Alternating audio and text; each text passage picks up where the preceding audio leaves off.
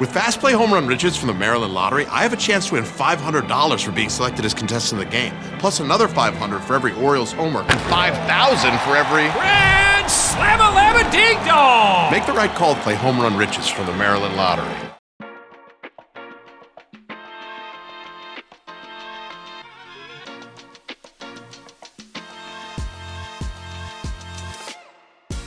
Good morning, Baltimore. It is Thursday, May 7th, and welcome in to the latest episode of the Early Birds Podcast. I'm your host, Matt Weyrich, alongside columnist Josh Tolentino.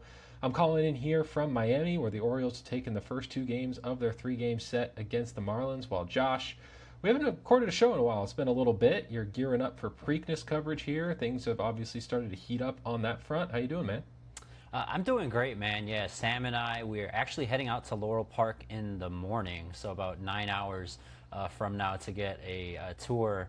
Obviously, Preakness moving to Laurel this year with Polimico being under renovation. Some big news today with Golden Tempo, the Kentucky Derby winner, with a female trainer, the first female trainer to win that storied, historic race, will not be participating in Preakness. Should still be a fun time. I'm excited. It's my first time going to be covering Preakness, which is next Saturday. Man, a lot going on in Baltimore next weekend. Or I guess you could say the DMV, because the Orioles are, they have the Beltway Series against the Nationals next weekend. But yeah, excited to take it all in. And I'm going to throw a quick question right back to you, Matt. Before we recorded, you mentioned the Orioles took a series win here. They've got one more game on Thursday. You mentioned your 10-minute ride from the ballpark. I might be a little critical of your hotel pickings, but where exactly are you staying? What neighborhood are you in? Oh, that's a good question. I think it's right by the hospital center. Downtown/hospital center is the particular neighborhood, I think. Okay, all right. I won't reel you too much, but next time... I walked the first day, and it was 85 degrees and humid, and I was drenched in sweat by the time I got to the ballpark, so we'll not be doing that again. It was close enough where I thought I could do it. Just too hot down here, man. Okay, as you know, I love my Marriott points and my status, and I actually lived in Florida for a little bit, covered the Miami Dolphins previously. I got some better neighborhood recommendations and Marriott recommendations for you. It might bump the Uber Lyft time to like 15-20 minutes, but will be well worth your time in future seasons. But glad to see you're safe down there, man, and enjoying your time there as the Orioles are. Yeah, this is actually the same hotel I stayed in when I came here in 24, and it was completely by coincidence. I didn't even try to do that. And I remember thinking after the first time, I got to mix it up next time I'm here, and ended up right back at the same place. So definitely open to any suggestions you have. And also, I have a quick story before we jump in here. So first game on Tuesday night, it's a night game. I end up working probably until 1:30 at the ballpark, right? I'm wrapping up there at 1:30. I'm like, all right, time to go. Everybody's gone. It's late. Things are closed. And apparently there's a specific door at the Marlins ballpark you're supposed to leave through. I didn't find that door. I opened a door and went out into the kind of plaza in front of the stadium. And I know exactly what you're referencing with the gates. The entire area is fenced in. Well, all of the fences were locked. I could not get out of the fences, and the door behind me locked, and I was not able to get back into the ballpark. And I'm walking the entire length of the stadium on like that half of the stadium that is fenced in, trying to like get somebody's attention, maybe flag down somebody on a security camera, anything, find an open gate, nothing. I spent 45 minutes, okay? It's 2:15 when I finally say, you know what? There's only one way I'm getting out of here. I had to scale that fence, man. And let me tell you, it's not a scalable fence. Very hard to climb. It's just these straight bars that go up and down with two little, like one bar at the top and one bar at the bottom, horizontal. So I have to scale this fence, which I'm a tall guy. I'm able to reach the top, luckily, and I used a railing to kind of get up there. But getting over the top, these like spiky, like parts of the fence are sticking up, stabbing me. So I'm going over. My foot gets stuck. And I have this moment of panic as I'm like dangling over this fence trying to get my foot out, because if I were to fall, like my ankle's like shattered, right? So it takes me a few minutes. I have to like calm myself down. all right, we can do this. Holding myself up with both hands, get my foot out, and was able to guide myself down like a monkey jumping down off of the side. How of this tall was the fence. fence? Like 10 feet? I can reach the top, so I'm 6'4", so yeah, I'd say maybe a little under that, maybe like 8 feet, 8.5 Wow, feet. that's incredible because I know exactly like the type of fences that you're describing down there, man. You took me back to the beginning of my career when I covered, high school games, as many of us have, as we've made this journey here to Baltimore. But man, and then I just remember climbing a couple fences, during that stage of my career, man. I give grace to you. We're recording now about 1 a.m. on Thursday. Good thing you got back to your hotel safely and earlier at this time, despite we're burning Yes. the midnight fuel, the midnight oil. But man, what a memory that you'll be able to carry with you forever. Yeah, luckily there's no video. Maybe there's some security camera that I will that say got me. maybe that's like on my to-do list to have to Contact find like Marlin the security. intersection of where that was to get security footage. Exactly. No, that it was not a graceful climb over that fence. I will say it took me a minute, but I got home, I was able to get some sleep, and we're ready to roll. We've Matt been Weyrich, benching 225 at 15 years old and scaling fences more than a decade later. Okay, I received multiple texts about that. 225, I don't feel like it's that crazy. That's just 245s on each side. Like, I was a lineman, playing football back in the day. Like, we had to be able to hold our own down in the trenches. And I was a skinny kid, don't get me wrong, like all skin and bones. But, still, it felt like that was definitely achievable if you start lifting at a normal pace. So, I still think that's pretty early. And as someone who lifted 225 during a small stretch of my weightlifting, and it had been actually a couple of years, and I know you've been busy, on the O's, but I posted on my close friends story the other day. I'm not sure if you saw, but I actually hit 225 for I think the first time in 5 years. So. Nice. That's awesome. Yeah, but doing it in my 30s is much different than doing it at 15. So No, it's true. It's half the age right there. I was definitely a lot more active back in the day. I can't say if I walked up to a bench press I'd be able to hit 225 these days, but there's still plenty of time, right? We're young. We got whole lives ahead of us. You're already on your way. Proud of you. Who is hitting 225? I'm sure is Tyler O'Neill and the hot man Pete Alonso. Dude, Tyler O'Neill's doing it with like one hand. Let's be real. Let's actually talk some Orioles here, because there has been baseball, and since the last time we had an episode, which also came, that episode we recorded, me and Sam, on Sunday morning, so it was only halfway through that Yankee series, and obviously that series was an absolute disaster for the Orioles, who were outscored 39-10 in a 4-game sweep at the hands of their AL East rivals. That tied the Orioles record for the largest run differential in a 4-game sweep ever. So really infamy there for Baltimore, and they've now responded here with 2 straight wins over the Marlins, a pesky team, a team that has not necessarily a ton of expectations following them this year, but certainly has gotten off to a solid start. And the National League, for the most part, has dominated the American League. As we are recording this right now, only 2 teams in the AL even have a winning record. Of course, they both happen to be in the AL East, with the Yankees and the Tampa Bay Rays. But the Orioles here are only a half game out of a playoff spot. Certainly plenty of time for them to turn it around, but there was a lot of panic going throughout the fan base really this weekend with the way that they were playing, simply because they were outclassed by this Yankees team, which looks like a true juggernaut in the AL right now. They don't even have Carlos Rodon and Garrett Cole back yet, so 2 huge pieces for their rotation, which has been fantastic so far. Aaron Judge is Aaron Judge. Ben Rice looks like he's on the cusp of a breakout. David Bednar has been great as their closer. So that Yankees team looks like a force this year. And the Orioles, meanwhile, just have not been able to click on many levels so far this year, playing a not so clean brand of baseball, a lot of mistakes. Put a story in the Baltimore Sun on Wednesday morning talking about those self-induced errors, and just a couple of quick stats for you here. Just entering play Wednesday, the Orioles ranked tied for the 4th most errors in baseball, 10th most pickoffs on the base paths, and tied for 1st most wild pitches for their pitching staff. So that's base running, that's defense, that is pitching, just all three facets. Obviously, the offense has been underperforming as well, both in the power department and in the strikeout department.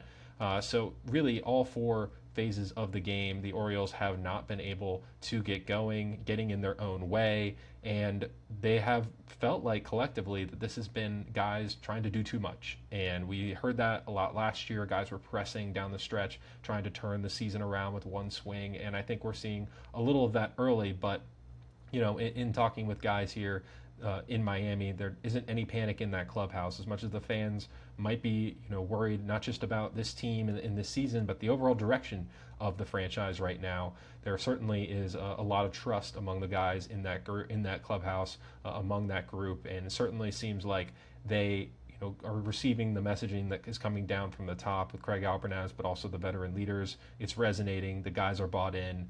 It's just a question of, are they going to be able to make, string together a couple of games that are clean with not very many errors and be able to build off that, as opposed to letting all of these mistakes cascade and snowball into what the season has kind of become.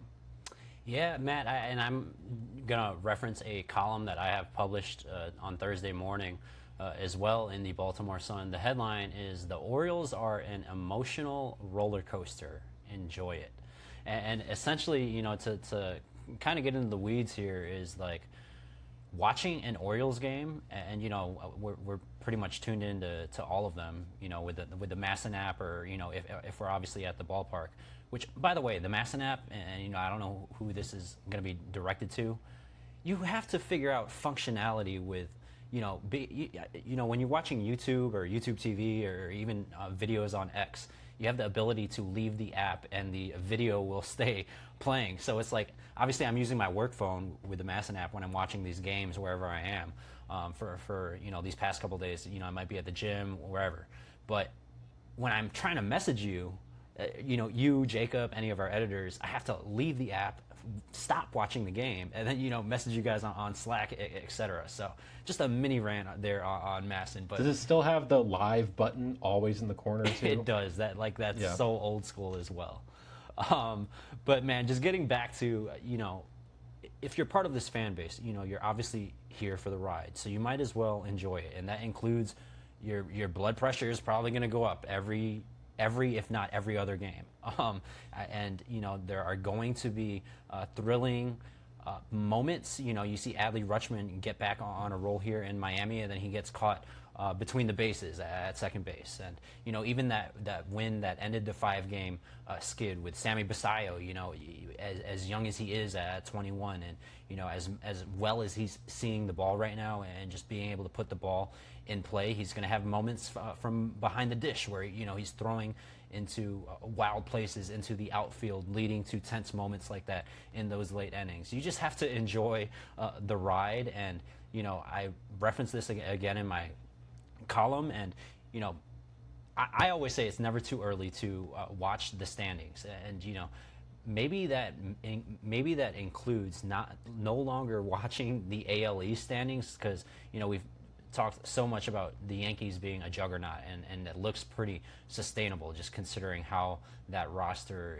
is built and how that lineup is performing. With Tampa Bay, man, I think they go a lot more quietly discussed, and they're those two teams are, I believe, both have more than 24 wins right now. The only AL teams that has reached that 20-win threshold. It might be, again, we're in May, and they get opportunities against both of those teams later this month.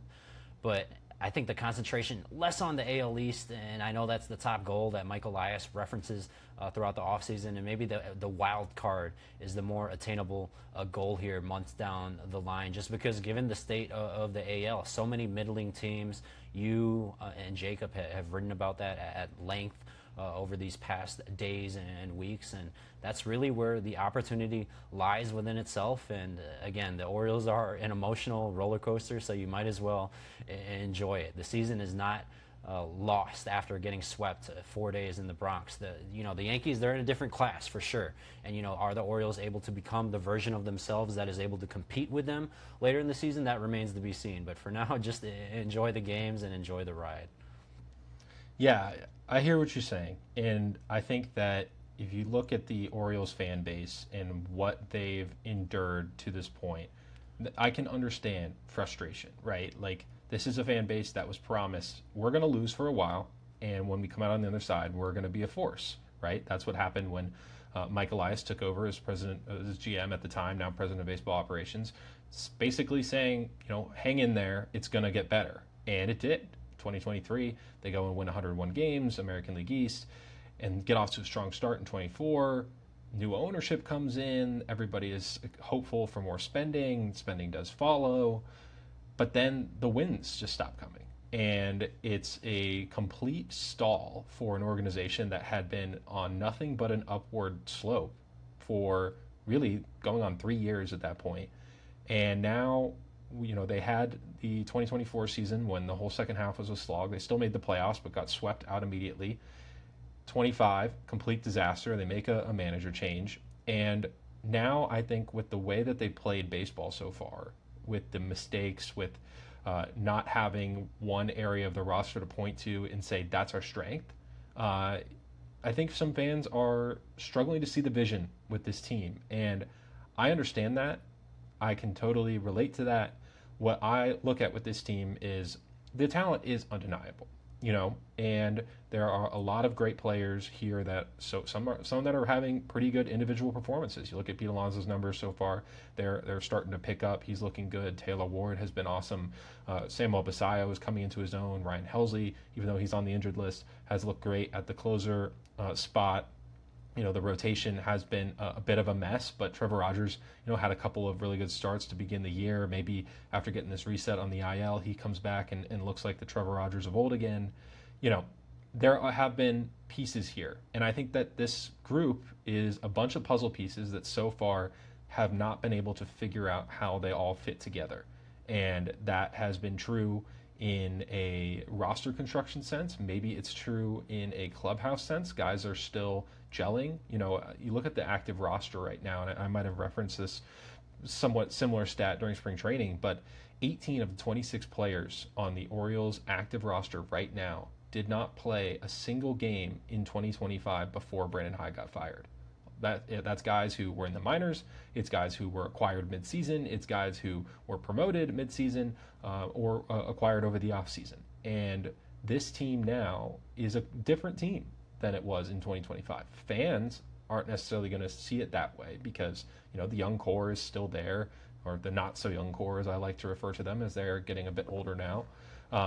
There are a lot of the same faces, but at the same time, the Orioles they overhauled their roster over the offseason, and there are a lot of big contributors for this team that don't necessarily have the baggage that fans have when it comes to this team. So I'm not saying that this team is owed any patience at this point. The Orioles are at a point where they have to prove they are contenders again. It has been long enough that they have gone without sustained winning that there is skepticism, and the skepticism is warranted. But at the same time, I think that, one, it's May. They're a half game out of a playoff spot. There's plenty of time for them to get going. Jumping ship, as the quote has been tossed around the last few days, it is premature. But at the same time, like I said, this is the opportunity the Orioles have now to run with it. With the way that the American League has shaken out so far, they could easily be one of the top wildcard teams right now and start to create some distance early in the baseball calendar. This is the chance, and they have to, just to get to 86 wins, which is kind of the threshold for, winning, getting that third wildcard spot. They've got to go on a 90-win pace the rest of the season. We haven't seen them play at a 90-win pace since 2024. So, they have their work cut out for them. It's not impossible, but certainly I think it is way too early to rule things out. And as you talk about in your column, it's a roller coaster. So far, it's been a lot of down, but there have been some moments. There have been some moments that I think allow you to see the vision a little bit and understand what this team could look like when they put it all together. Yeah, and that's probably the biggest pressing question right now is what does this team look like when they're at their best? We're here in May, and we still don't have an answer of what the best version of this Orioles squad under first-year manager Craig Albanez looks like. I think a lot of attention goes to the lineup, which has not been consistent enough. Entering the season, you, myself, a lot of other people that follow this team closely thought that the rotation would be a strength. That certainly has not been the case. I think they need some more come to Jesus type conversations, or whatever it may take for them to finally turn the corner. Hopefully, I saw Trevor Rogers rejoined the team down there for his return visit to Miami. Hopefully, he is on the mend to be able to come off the IL and help that group out, because he's the closest thing that looks like to an ace, despite 3 poor starts before he hit the IL. The bullpen, maybe that's probably their biggest strength right now. I've been on the Rico Garcia train this whole season, and I might even just start a hashtag Rico to Philly. The site of the All-Star game this year, to really ride that momentum, because he's 57 batters faced, 1 hit, insane run. For his family. Second save tonight too. Second save. I don't know if Craig Albanez is going to gift him another bottle of 1942, but as he gets that save, his family members were texting me right after that. How excited and thrilled they were for him, just considering everything that he's gone throughout his career as a known journeyman. I think that is it right there. Is that the bullpen is probably their biggest strength right now, and that cannot be where this Orioles team ends. The rotation has to turn around, and really the consistency from the lineup needs to get to a point where not necessarily where they're leading MLB in all these different categories, but where they're getting above the Mendoza line type production from people that you would expect that from, and certainly their stars need to shine. And you point out some of the positive pieces with Taylor Ward, Pete Alonso. Their at bats and their approaches at the plate, specifically with Pete. And I wrote this that Pete was going to turn the page at some point, and he certainly has done that over these past couple weeks, man. But when he's taken his walks, and I think he's got 6 or so in the past few games, but him and Taylor Ward leading the club in that category. That's the type of steady approaches they need. Whatever they are doing, and whenever they're studying on their iPads when they're in the cage, they need to shoot Gunnar Henderson a friendly note, because, man, I know you're a big believer in that he deserves a unlimited contract whenever a team is going to be ready to overspend for him when that time comes. But right now it is not pretty for their star player, who is almost home run searching, I feel like, when he's at the plate.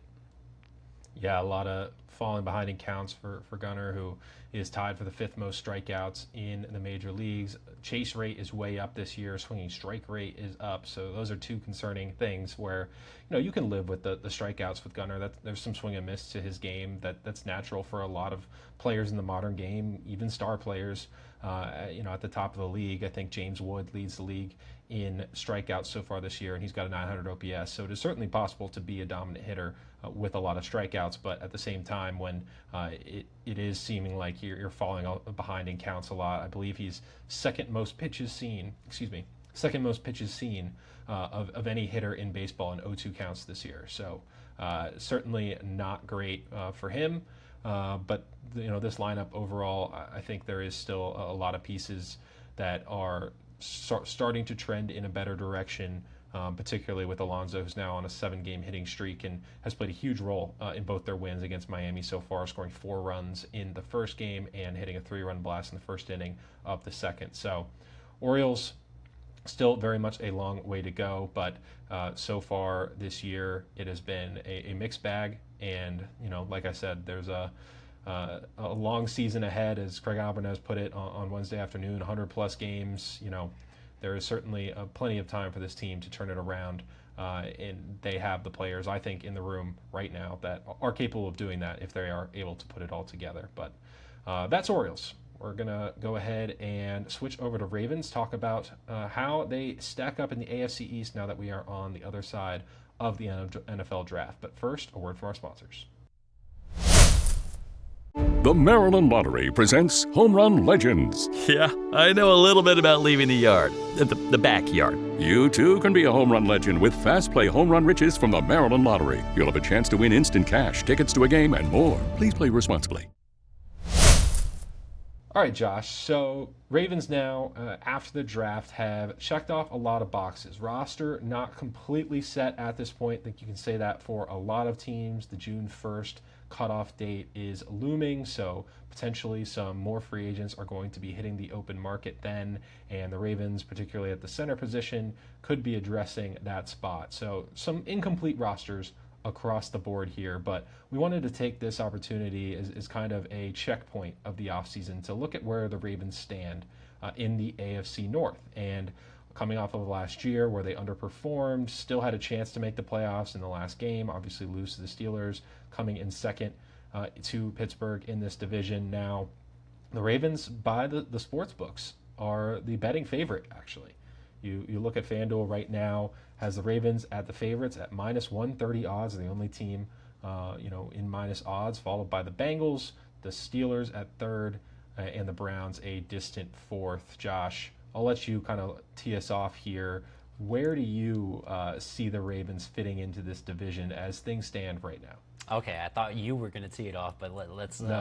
I'm going to let you set it up. Let's go with it, man. And I'm going to go 1A, 1B with the Steelers and the Ravens. And I know I might catch a lot of flack for that, but I know there are question marks around Aaron Rodgers' future and just the quarterback position in general and the hiring of Mike McCarthy. But we cannot be quick to forget that this Ravens team was swept by the Steelers, and despite being a Tyler Loop missed field goal away from clinching the division and a postseason berth, that was the reality that the Ravens faced last year. And I don't think you can discredit the Steelers and their ability to compete in this division. I think we saw last year this was the competition across the division was certainly a step down than what fans are used to viewing. And I think that's specifically to the Ravens and Browns game in Cleveland. And it was before the game was actually started. So I think they were in the mid-afternoon window. So the game that was showing on TV must have been the early game. But anyways, so Ravens-Browns in Cleveland, and the Steelers game is on TV. I can't recall what team they were playing, but Aaron Rodgers suffers an injury, that left wrist injury that made him miss a couple games mid-season. And Eric DeCosta, Ozzie Newsome, they're sitting literally in the row behind myself, Mike Preston, Brian Wacker, and there was like a collective reaction. Like, everyone look at the TV, like Aaron Rodgers is going down, like this is our, and given the Ravens' start to the season and where they were at that middle point, kind of going on that run, they viewed this as like their highway, their clear pathway to take the division, and literally hearing and seeing their reaction to an injury to the quarterback. Well, Aaron Rodgers in there, it doesn't matter. Obviously, when he wasn't there, the Ravens couldn't sniff him. When he wasn't there, the Steelers were still successful enough to put themselves in a position to clinch the division in that in that last game. So I'm not throwing the Steelers out of the can just yet. And then, obviously the Bengals, they have a very new look at defense, and I know you're going to run through kind of the changes throughout the division, but that's how I view it.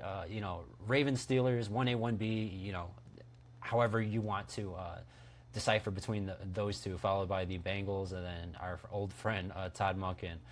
Still going through a lot of questions there with the Browns in Cleveland.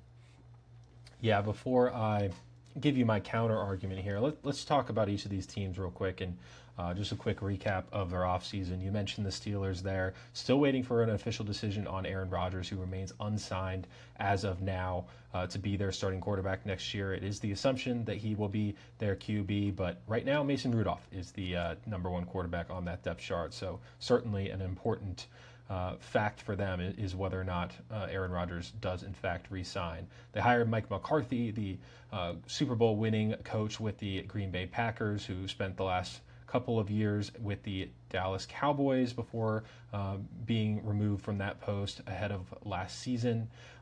Moves in free agency, they go out and sign Michael Pittman Jr., wide receiver away from the Colts. to get another pass catcher in there. Plus, they bolster their secondary, signing cornerback Jamel Dean, and they shored up their offensive line in the draft. They have their left tackle, Broderick Jones, dealing with a neck injury, kind of similar situation to Nnamdi Madubuike there. They are uncertain of when he might be able to play this year. It does look like he is not going to be ready for the start of the season, so they go out and they use a couple of their top 100 picks on offensive linemen there to shore up that group.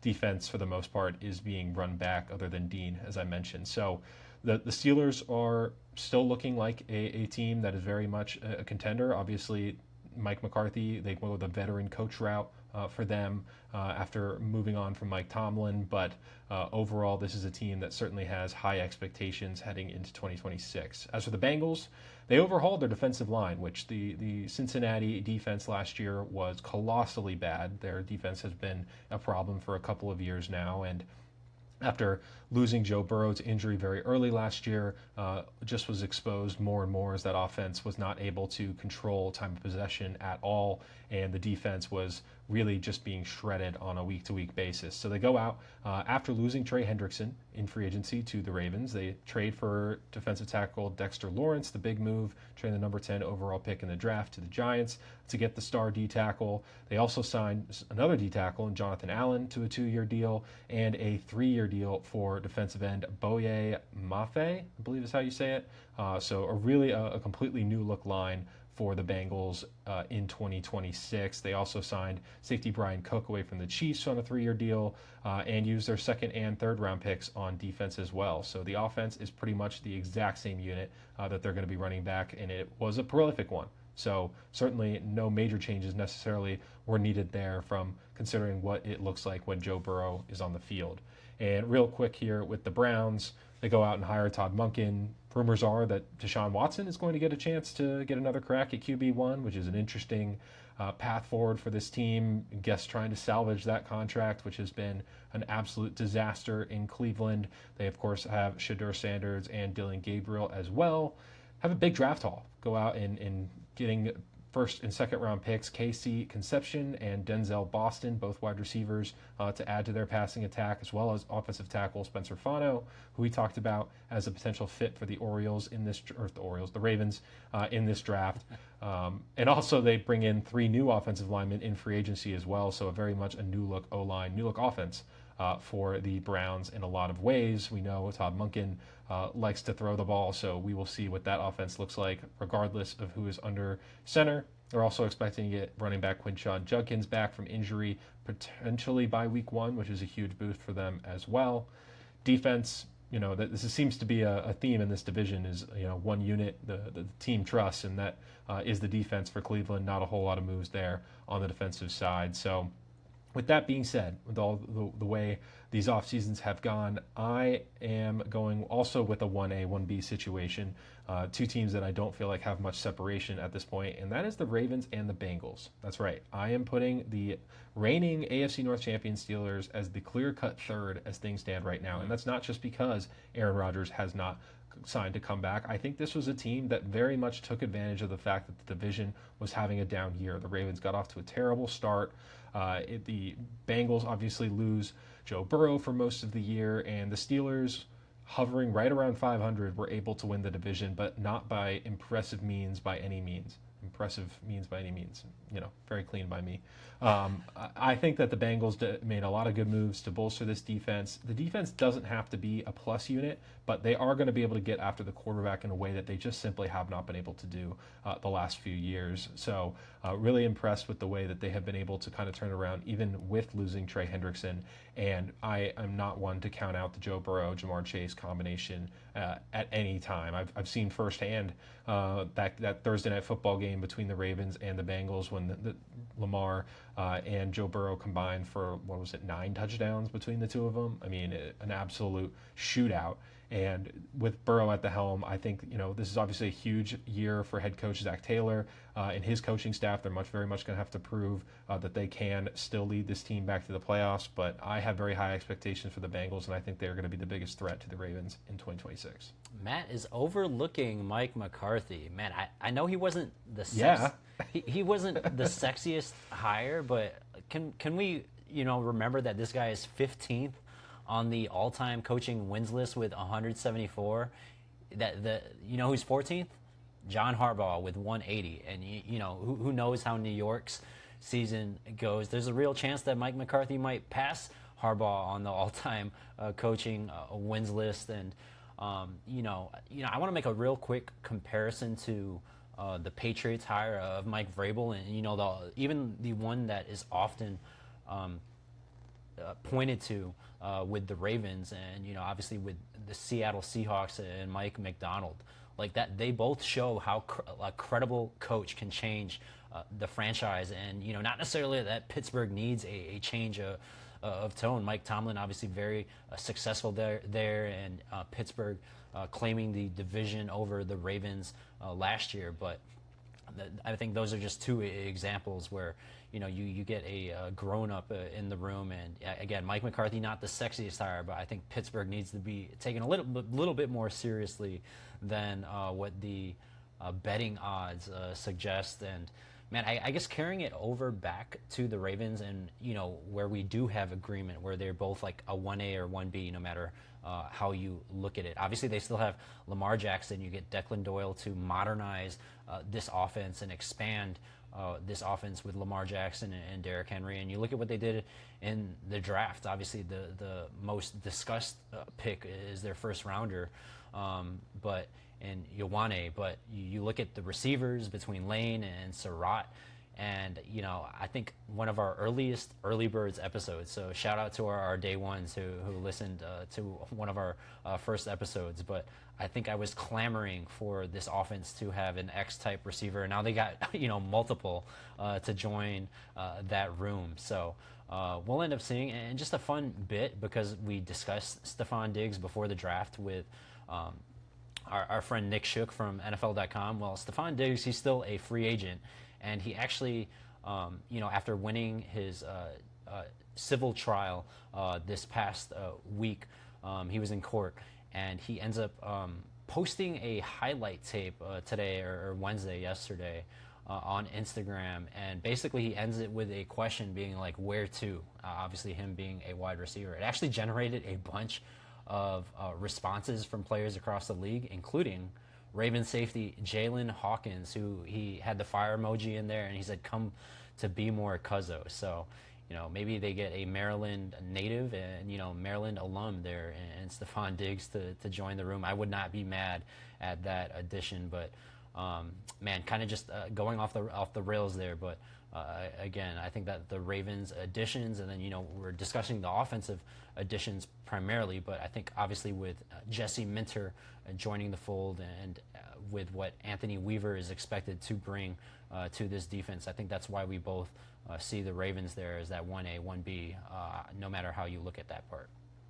Yeah, and like I mentioned, the other three teams really only had one side of the ball that they felt really compelled to overhaul or address. The Ravens had to do it on both sides. They are drafting wide receivers. They had to go big on a guard in the first round. They in the second round take Zion Young to bolster their edge rushing after going out and getting Trey Hendrickson. So and they added Calais Campbell this week, Calais Campbell as well. Yeah, and he turns 40 this season, which is it might feel like a nostalgia signing. He's obviously a familiar face to the organization, but let's not forget, this guy had 6.5 sacks last season, so the production's still there. I would guess that this is probably the last stage of his career. Maybe he's chasing that Super Bowl ring, and the Ravens are hoping that he can help Anthony Weaver set the tone in that room with his veteran presence. So they certainly could use any type of pass rush boost that they could get, especially, I guess, given Nnamdi Madubuike's situation as well, which you referenced earlier. Yeah, and I think any kind of added familiarity here is a good thing for the Ravens, who are obviously learning a whole new coaching staff here. For guys who have been on this team for a long time, it's the first time they're going through a coaching change, particularly Lamar Jackson, although he has certainly moved through OCs several times throughout his career. So we still very much believe in this Ravens team, that they can bounce back next year and be a true contender. But yeah, I'm happy to say right now I'm sleeping on the Steelers, and I'm not going to lose sleep over that whatsoever. Cincinnati, there's just so much defensive turnaround, and I know there are some pieces to like, especially obviously with Dexter Lawrence being the highlight, but defense was so bad last year, and now they're going through so much turnaround. Is it just going to magically piece itself together? Well, yes, I do believe that talent is the most important thing, and I think they brought in a lot of talent. Yes, as we were talking about with the Orioles, those are puzzle pieces. They're going to have to learn how to fit together and make sure they can play as a cohesive unit. But at the same time, I think these are moves that were long overdue, and as long as they don't get hit hard with the injury bug, as has seemed to befall them a lot over the last few years, I think they are going to be a force in this division, capable of playing the defensive smash mouth type football that has to be played in this division with all of the cold weather and the open air stadiums. But I think we're going to have to add this to our ledger, Josh, of who does better in 2026, the Bengals or the Steelers, because certainly we are each firmly on one side of the fence or the other, no pun intended. Todd Monken's going to surprise us all and hop the fence, and the Browns are going to jump to a Yankees type juggernaut. I like the draft the Browns had. I think that those were good moves in the right direction. I actually think the Todd Monken hire is an interesting one, but until that quarterback room gets settled, and I think Deshaun Watson has to be gone for that to happen, I am just going to be completely out on the Browns. Yeah, and that's fair. I mean, we've seen what Todd Monken's highest moments here in Baltimore were with Lamar Jackson leading a historic offense a couple seasons ago. We know what he's been accomplished, at the collegiate level with Georgia. So his ideas and coming into Cleveland certainly excite you if you're paying close attention to that team. But I think that is a bigger question mark with their quarterback room versus Pittsburgh's situation. But what they have is an all-out smash mouth defense, and that consistency I think travels across this division in particular. And I don't know who knows who's hopping that fence. I think it's going to be Lamar Jackson and Kyle Hamilton. Hopefully they have an easier time doing it than I did here in Miami. All right, we're going to go ahead and wrap there. It is 1:13 in the morning as we are closing up shop here, but wanted to make sure that we were able to talk some Orioles with the current game included. Didn't want to record that in the morning and have them go and play some crazy game. So glad we could do this, Josh. Thanks for burning the midnight oil with me. Any final words for the good people?